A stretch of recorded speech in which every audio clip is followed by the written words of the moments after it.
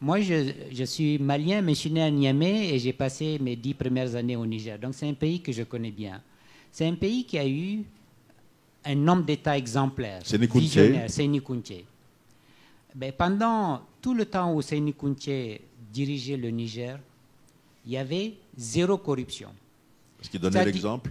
Voilà, parce qu'il donnait l'exemple. Si vous vous amusez à proposer à un policier un billet, il vous amenait et vous enfermait.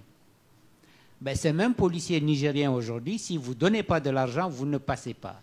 Parce que Séni Kountché n'est plus là. Donc je pense que, comme les panélistes l'ont dit, il faudrait un réarmement moral, mais surtout, il faudrait une...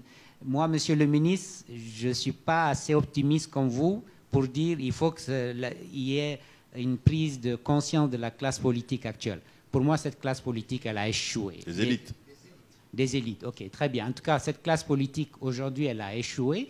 Et le problème aussi, c'est que les élites, monsieur le ministre, c'est que souvent les élites, voyant tout ce qui se passe, ne veulent pas venir aux affaires, ne cherchent pas à venir aux affaires, parce que c'est tellement pourri qu'ils se disent, moi, je préfère rester dans mon coin, comme le ministre, un éminent intellectuel qui va faire ses consultations, moi je vais gérer mon entreprise, parce qu'on se dit, oulala, la sphère publique c'est tellement pourri que nous on a des valeurs, donc on ne s'approche pas de la sphère politique. C'est peut-être une erreur. C'est peut-être une erreur, c'est pour ça que là aussi effectivement les élites, en tout cas au Mali, ont démissionné, et quand les élites démissionnent, qu'est-ce qui se passe?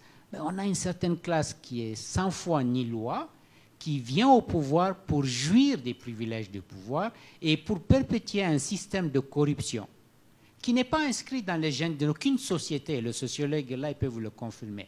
Aucune société n'a les gènes de la corruption, du désordre, de l'indiscipline. Ce n'est pas vrai. Et d'ailleurs, nous les Maliens, Serge, quand on va à Paris, on va à l'aéroport de Bamako, c'est nous. C'est la pagaille. On connaît un policier, on lui donne notre passeport, il enjambe ceux qui sont dans la file et tout ça. Bref, c'est à la malienne, quoi. Donc, on veut toujours les shortcuts, quoi. Et arrivé à Paris... Arrivé à Paris, paf, il y a la ligne rouge, là. Vous ne verrez pas un Malien qui a un pied au-dessus de la ligne rouge. Mais qu'est-ce qui fait ça? Mais parce que là-bas, ils savent que ce n'est pas possible. Ils savent qu'à Paris, ce n'est pas possible. On vous dit, c'est le rang pour tout le monde. Qui est fou? Quel est le Malien fou qui va donner un billet de 10 € à un policier à Paris? Est-ce que ça existe, ça? Ça n'existe pas. Mais comment faire alors le Bing Bang? Mais alors là, ça c'est tout un programme. Si il y a 3 heures, on peut en débattre. Amadou Pateba a une expression que j'aime bien. Il dit, pour s'en sortir, il faut la communion des crânes. Alors, si on fait cette communion des crânes, ça donne quoi? Qu'est-ce qu'il faut? Il faut... Ou pas les cash. Non, Serge, oui. Encore une fois, on revient au leadership. Quand même, on dit où va le Mali, on est dans le mur. On ne peut pas être aussi bas que le Rwanda l'a été en 1994. C'était un pays détruit. 800 000 morts. Je ne sais pas si vous imaginez 800 000 morts. Hitler, il a mis 5 ans pour massacrer 5-6 millions de Juifs. Au Rwanda, ils ont massacré 800 000 personnes en 3 mois. 3 mois. 10% de la population détruite, partie. Mais c'est un pays aujourd'hui qui est la fierté de tous les Africains. Pourquoi? Parce qu'il y a un leadership. Est-ce que ça vous donne envie de faire de la politique?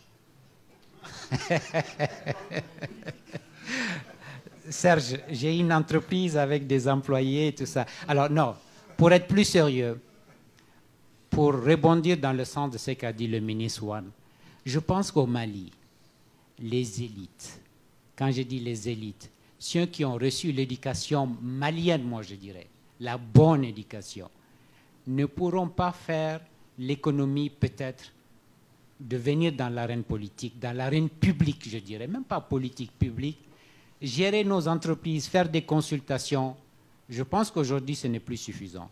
Peut-être qu'il faut aujourd'hui que les élites se fassent entendre, que les élites aujourd'hui essayent de venir à des postes pour pouvoir changer la donne. Mais Serge, ça commence d'abord par la tête.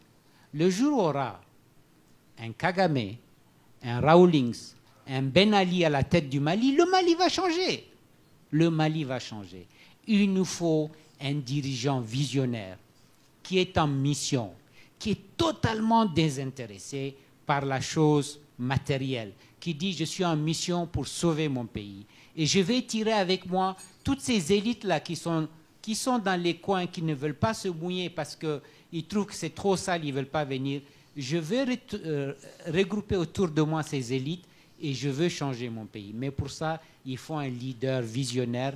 Donc peut-être qu'un jour, on aura un Kagame au Mali qui va venir nous aider à faire ça. Je ne sais pas. Aujourd'hui, ce n'est pas le cas pour vous. Ce n'est pas le cas aujourd'hui. Ah non, c'est loin d'être le cas.